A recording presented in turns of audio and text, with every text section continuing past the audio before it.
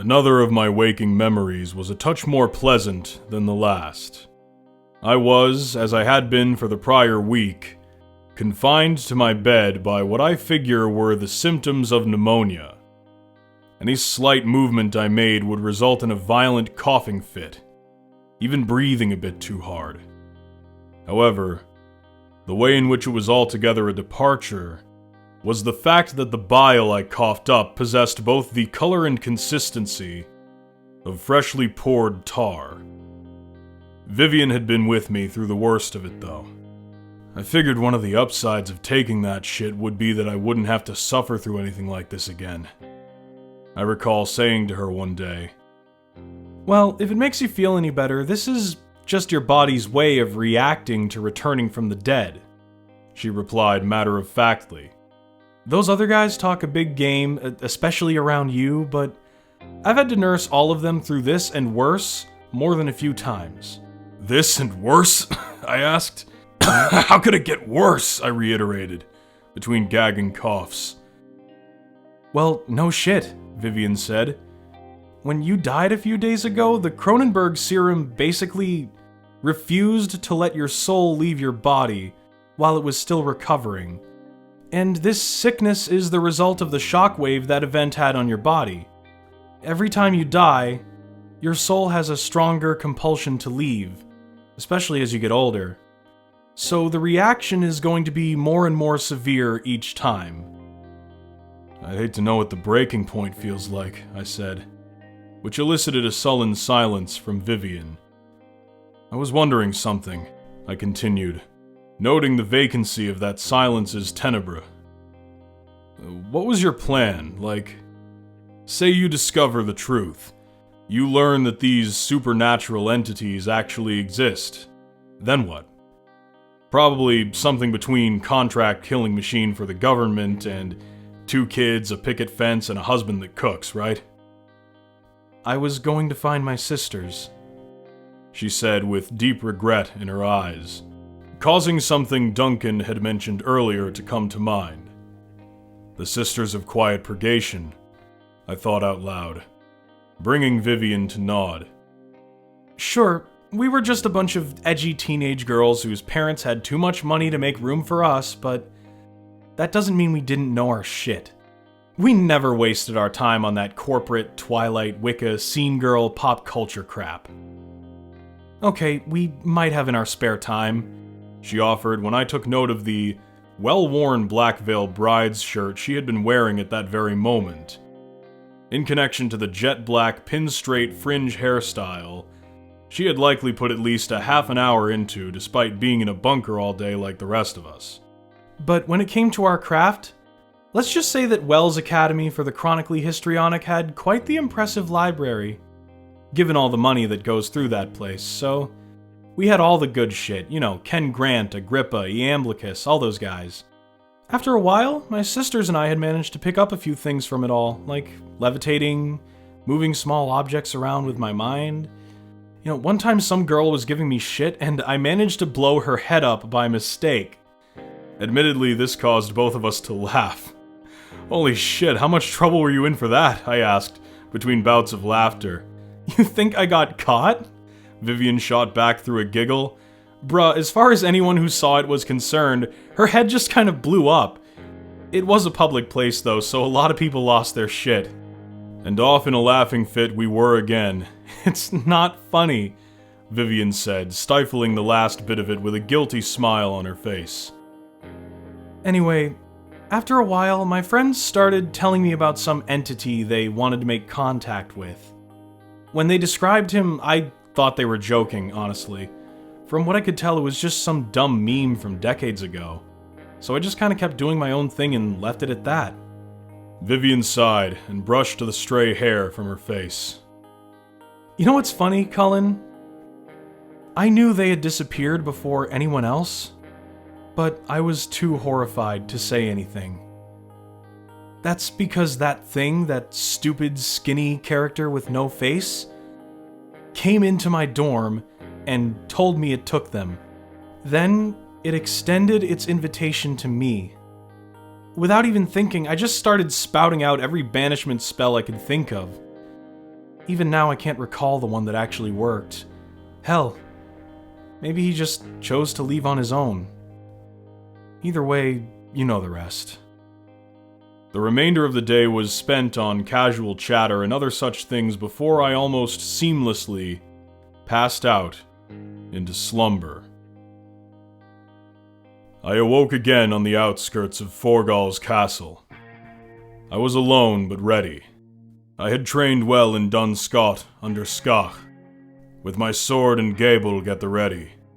I began to approach the gate when I came to the realization that I had no idea what any of that shit meant. Who were Forgall and Skach? "Be at the ready!" I heard one man cry out from a stone parapet at the top of the castle.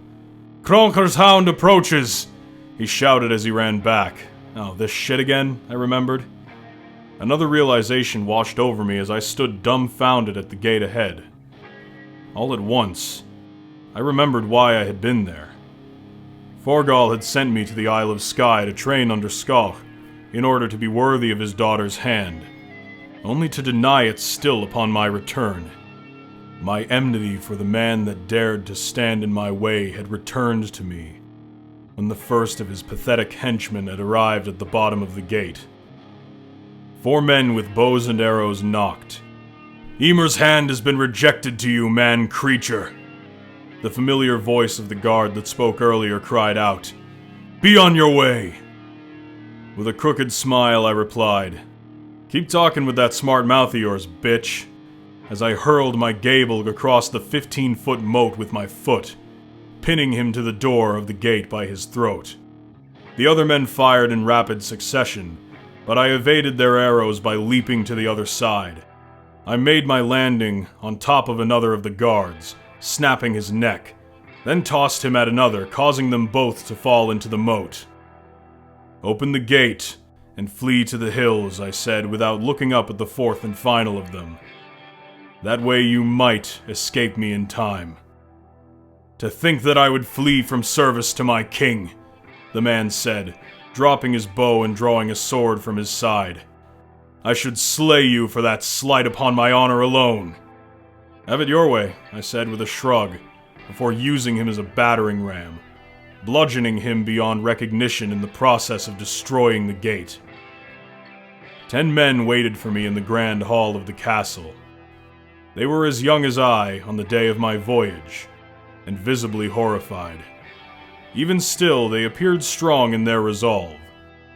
The place appeared a decadent, garish eyesore, in the absence of Ymir's beauty. I thought to myself as I punched a hole in the chest of the first among them to charge me. The next 2 were wise enough to flank me from behind, but without looking back I grabbed both of their heads and crushed them like melons at once. Another tossed an axe from across the room. I thought it prudent to toss it back, though it found itself embedded in his shoulder. "So what?" I asked, stopping in my advance. "Did Forgall tell you guys that he'd let the one of you that kills me fuck the princess, or something?"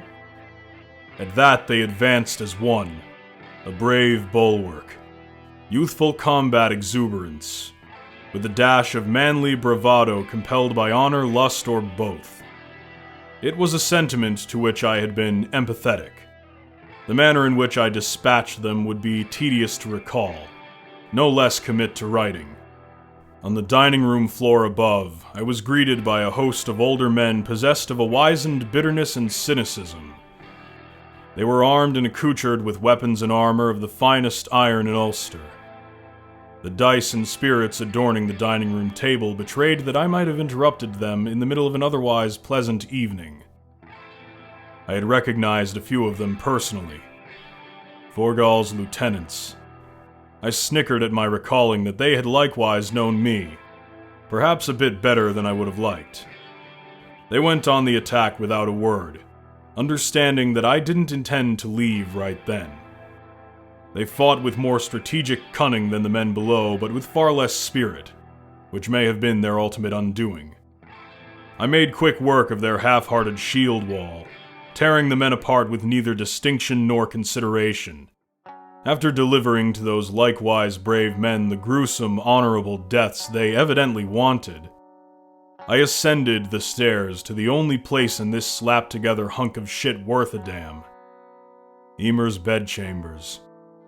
The smell of the place shot directly through my spine, and I followed its serene embrace like a man possessed might be driven to float through the air, in the direction of a freshly baked pie rested ever so conveniently upon a windowsill. The room, however, was bereft of its promise. In lieu of Emer, I had found Forgal, sitting on her bed with a grin on his face. I was surprised to hear from the people of Lusk that you decided to go back on your word, I said, taking large steps toward the still smirking, dishonorable old man.